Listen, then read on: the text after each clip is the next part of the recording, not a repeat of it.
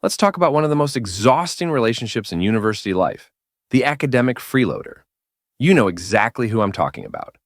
That person who somehow convinced you that collaboration means they provide the company while you provide literally everything else. And honestly, you've been playing yourself harder than a mobile game ad. Picture this. It's 11 p.m. You're 3 energy drinks deep, surrounded by textbooks that cost more than your monthly food budget, grinding through a group project that's worth 40% of your grade. Meanwhile, your partner just texted you asking if you can quickly fill them in on what we're doing tomorrow because they've been super busy, which means they've been binge-watching Netflix series while you've been building their GPA one assignment at a time. Here's how it starts. Week 1 of the semester, you meet someone in class. "Hey, did you get the notes from Tuesday?" They ask innocently. You think, "Sure, I'm a helpful person. We're all in this together, right?" Wrong. You just fed an academic vampire, and now they know where you live. Week 2, they're asking for your notes from every class they mysteriously missed. Week 3, they want to study together, which translates to, "Can you teach me everything while I scroll through Instagram?"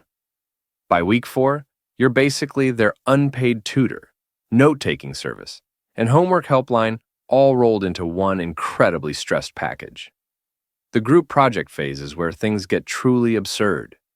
You're assigned to work together on something worth a significant chunk of your grade.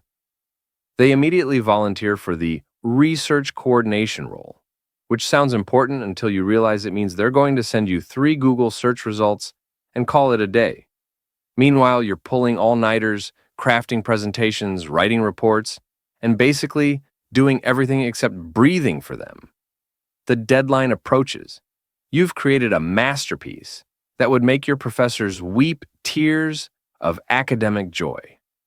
Your freeloader partner shows up 5 minutes before the presentation, having contributed exactly 1 slide with a typo in the title and a stock photo they downloaded from the first page of Google Images.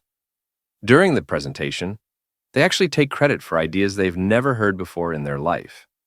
They're up there talking about our research approach and the strategy we developed, with the confidence of someone who definitely didn't spend the entire project asking you what APA format means. The professor asks a follow-up question. Your partner looks at you with panic in their eyes, like a deer caught in headlights. Except the deer never read the textbook. You jump in to save them again, because you're trapped in this cycle of academic codependency that's more toxic than a reality TV show reunion special. Here's the truly maddening part. They get the same grade you do. You put in 90% of the effort, lost 47 hours of sleep, consumed enough caffeine to power a small city, and developed stress levels that could be measured on the Richter scale.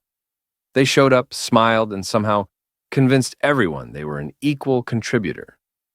It's like running a marathon while carrying someone on your back and then having them wear the medal at the finish line. The worst part? Deep down, you know this is your fault. You've created this monster by saying yes to every request, by covering for every absence, by basically becoming their academic safety net. The social media posts are the final insult. They're posting pictures of their hard work and dedication to education. Hard work? The hardest thing they've done academically is remember your phone number to ask for help. They post quotes about perseverance and determination while you're the one persevering through their complete lack of determination. But here's where the story gets interesting. You finally realize that enabling a freeloader isn't helping them. It's destroying both of you. They're not learning independence, resilience, or actual skills. They're learning that someone else will always solve their problems, which is about as useful as a chocolate teapot in the real world. And you're learning that your value comes from how much you can give away, that your worth is measured by how much stress you can absorb from other people's poor planning. You're basically training yourself to be a professional doormat with a degree. The moment of truth comes when you finally say no, just once. They ask for your notes from the lecture they skipped to go to brunch, and you say, "Actually, I think you should get them from someone else this time." The reaction is immediate and dramatic. They act like you just kicked their emotional support puppy. But we're friends, they protest. I thought we helped each other. Help each other. The only thing they've helped you with is developing an unhealthy relationship with stress and a concerning dependence on energy drinks. This is when you realize that they never saw you as a friend. They saw you as a resource, a study guide with legs, a homework dispensing machine that occasionally makes conversation. Real friends don't disappear when the semester ends and reappear when they need something for the next class. Setting boundaries feels terrifying at first. You worry they'll be mad, that other people will think you're mean, that you'll lose the friendship. But here's the plot twist. If someone gets angry at you for not doing their work for them, they were never your friend in the first place. The first few times you say no, they'll try different tactics. They'll guilt trip you. I really thought I could count on you. They'll make promises. I'll definitely contribute more next time. They'll play victim. You know I'm struggling with this class. Stand firm. Their poor planning is not your emergency. Their lack of preparation is not your responsibility. Something magical happens when you stop enabling freeloaders. You suddenly have time for your own life. You can focus on your own grades instead of maintaining theirs. You can form relationships with people who actually contribute something other than stress and unrealistic expectations. The freeloader might drift away, and that's perfectly fine. They'll find someone else to carry their academic weight, or better yet, they might actually learn to do things themselves. Either way, it's not your problem anymore. You'll also discover something amazing. There are plenty of people who want genuine study partnerships, people who show up prepared, contribute ideas, and actually make group work better instead of turning it into a one-person show with an audience. The best part about stopping the enabling cycle is watching your own academic performance improve. When you're not spending all your energy managing someone else's responsibilities, you can focus on mastering your own material. Your grades go up, your stress goes down, and you remember why you actually enjoyed learning.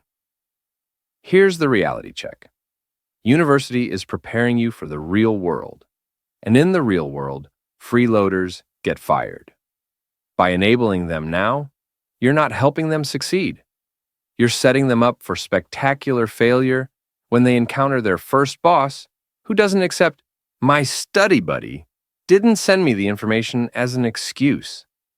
You're also setting yourself up for a lifetime of being the person everyone calls when they need something done. Do you want to be the friend who gets invited to events only when someone needs help moving? The colleague who ends up doing everyone else's work while they get the credit? Breaking the cycle starts with recognizing your own value. Your time is precious. Your knowledge has worth. Your effort deserves recognition. You're not a supporting character in someone else's academic success story. You're the main character in your own. The next time someone asks you to carry their academic weight, remember this. Saying no to being used is saying yes to being respected. Setting boundaries isn't mean, it's necessary. And choosing not to enable someone's poor habits isn't abandoning them. It's giving them the opportunity to grow up. Your education is an investment in your future, not a charity service for people who can't be bothered to invest in their own. Stop giving away your academic gains to people who wouldn't share their Netflix password with you. The freeloader in your life isn't going to change until they have to, and they'll never have to as long as you keep doing everything for them. So stop, draw the line, protect your energy, your time, and your sanity. Because here's the truth nobody talks about. The most successful people in university aren't the ones who can get others to do their work.